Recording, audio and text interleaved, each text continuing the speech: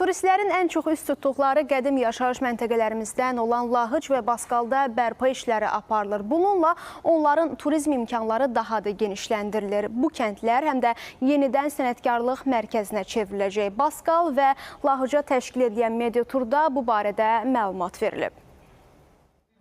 Qışda Lahıc və Baskal istiqamətində turist axınında artım gözlənilir. Bu məqsədlə Baskalda xeyli iş görülüb.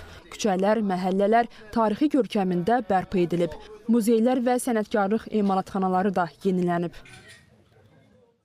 Bazar meydanı yenidən qurulmuşdur və bazar meydanı ətrafında gördüyünüz Hacıbədəl məscidində işlər başlanılmışdır cari ildə və işlərin növbəti ilin əvvəlində tamamlanması nəzərdə tutulur. Eyni zamanda sol tərəfimizdə olan Şeyx Məhəmməd məscidində biz onu arxeoloji park kimi yenidən qururuq.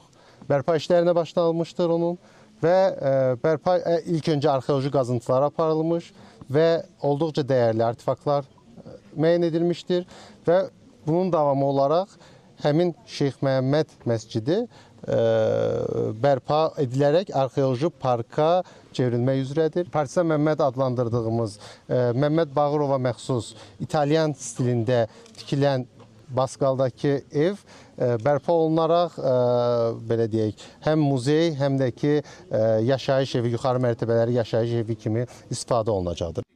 Baskala gedənlər qədim sənət nümunələri ilə də tanış olacaqlar. Burada qədim sənətlər yenidən bərpa ediləcək.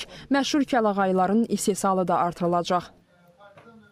Baskalda kəlağayının tarixi qədim dövrlərə qədər gedib çıxır. Buradakı Baskal kəlağayılarının əsas xüsusiyyəti ondan ibarətdir ki, bu kəlağayılar xüsusi təbii boyalar vasitəsindən hazırlanır və onların hazırlanmasında, naxışlanmasında xüsusi qəliblərdən istifadə olunur. Əsl kələyağı ipəkdir də, kələyağı ipəkdən olur, təmiz ipəkdən. Şəhərdə də satırlar, qıraq yerlərdən də gətirirlər. Əvvəlcədən olubdu bu qəliblər. Məsəl üçün, indi tarixi 1000 ilə gedir çıxır. Baskalın tarixi 1000 ilə gedir çıxır.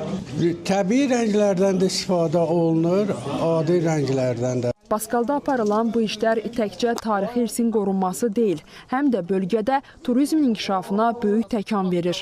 Lalə Allahverdiyeva, Kamran İsayev, Lalə Rəhmanova, ATV Xəbər.